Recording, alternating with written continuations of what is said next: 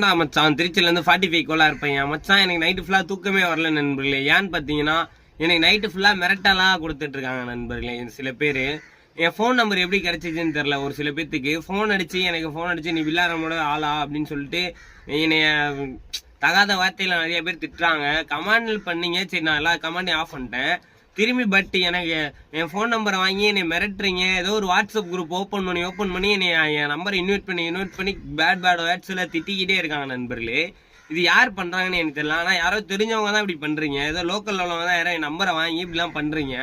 பட்டு கேட்டால் என் நம்பர் எப்படி உங்களுக்கு கிடச்சிச்சின்னு பார்த்தீங்கன்னா யாரோ கொடுத்தாங்க அப்படி இப்படின்னு சொல்கிறாங்க. தேவையில்லாமல் நீ வந்து மிரட்டுறாங்க.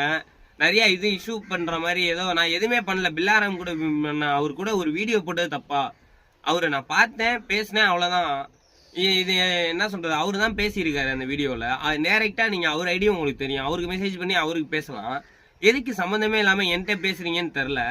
என்னை மன உளைச்சலுக்கு ஆளாக்கிட்டுறீங்க. எனக்கு ஏதாச்சும் ஒன்று ஆச்சுன்னா நான் எல்லாத்தையுமே உங்களை தான் எல்லாத்தையும் சொல்லிட்டு போயிடுவேன் நண்பர்களே, சரிங்களா? எனக்கு என்னை தகாத வார்த்தையில் திட்டிட்டு எனக்கு ஃபோன் அடித்து மிரட்டிக்கிட்டு மிரட்டுறது, அதுக்கப்புறமேட்டுக்கு மிரட்டுறீங்க. இதெல்லாம் என்ன? அது நான் என்ன பண்ணேன்? ஒரு வீடியோ போட்டது தப்பா அவர் கூட? நீங்கள் அவரை திட்டுறதுனா அவரை போய் டைரெக்டாக அவர் ஐடியில் திட்டுங்க, நான் எதுவுமே சொல்ல. நீங்கள் வீடியோ கமாண்டுக்கு திட்டுங்க, நான் எதுவுமே சொல்ல.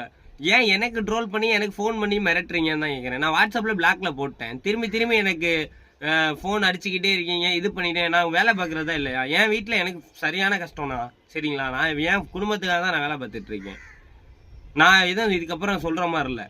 ஏன்னா தயவு செய்து என்னை ஃபோன் அடித்து இது பண்ணாதீங்க. இனிமேல் ஃபோன் அடிச்சுக்கிட்டே இருந்தீங்கன்னா நான் கொண்டு போய் போலீஸ் ஸ்டேஷனில் உங்கள் நம்பர்லாம் கொடுத்துருவேனே, சரிங்களா?